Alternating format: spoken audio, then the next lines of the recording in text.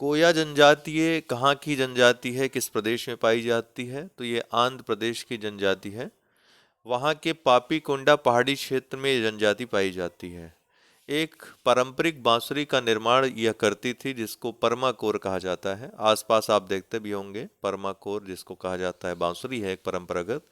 वो बाइसन, जो Indian bison, Indian जंगली भैंस हैं, उनके सींगों से बनता था। तो इनके संरक्षण को चुनौती थी ये। तो कोया जनजाति हाल ही में चर्चा में इसलिए आई है क्योंकि इसने इस परमाकोर को, जो पारंपरिक बांसुरी थी जिसका निर्माण बाइसन के सींगों से किया जाता था, इसको परिवर्तित कर दिया है किसमें?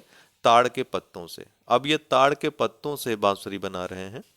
ठीक, तो ये स्थापित चीज हो चुकी है, ऐसा नहीं कि अभी शुरुआत हुई है। अब ये पूर्णतः लगभग परिवर्तन की अवस्था में आ गया है।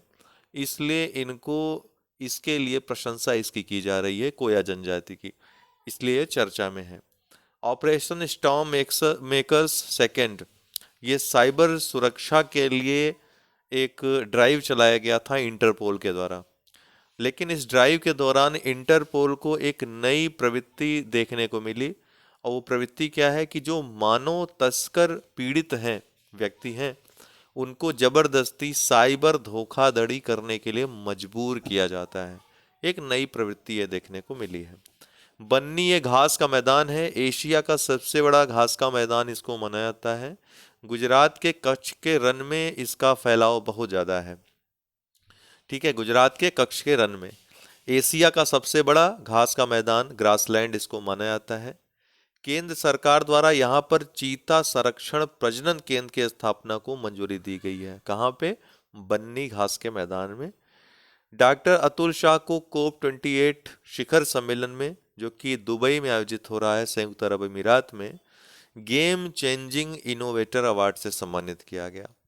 33वां ब्यास सम्मान 2023, जो कि के बिरला फाउंडेशन के द्वारा दिया जाता है। 1991 में इस पुरस्कार की स्थापना हुई थी।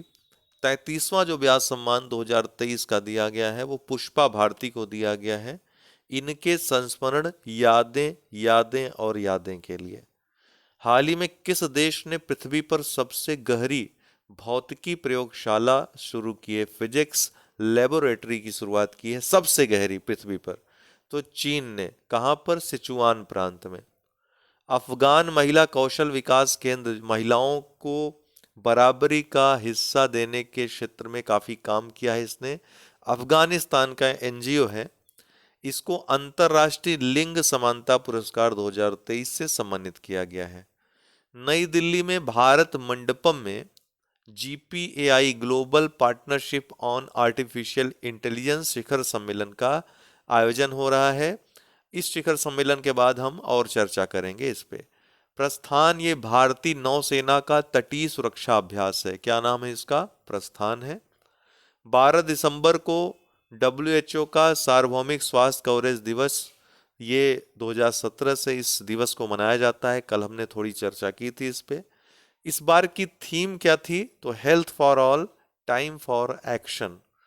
बान की मून, जो कि संयुक्त राष्ट्र के पूर्व महासचिव थे, इनको Diwali power of one award, जिसको ऑस्कर ऑफ डिप्लोमेसी पुरस्कार भी कहा जाता है, 2023 के लिए दिया गया है। इनके साथ ही 3 अन्य लोगों को भी पुरस्कार ये दिया गया है। किसको किसको? मिर्सादा कालाकोविक, किम सूक और मिरोस्लाव लाजकाक को। डोनाल्ड टस्क पोलैंड के नए प्रधानमंत्री बने हैं, यूरोपीय देश पोलैंड के। 5 राज्यों में जो नए मुख्यमंत्री बने हैं, तेलंगाना में रेवंत रेड्डी कांग्रेस के हैं। मिजोरम में लाल डुहोमा ZPM पार्टी के हैं, ये नई पार्टी है। छत्तीसगढ़ में विष्णुदेव साय बीजेपी के हैं। मध्य प्रदेश में मोहन यादव बीजेपी के हैं। और राजस्थान में भजन लाल शर्मा बीजेपी के हैं।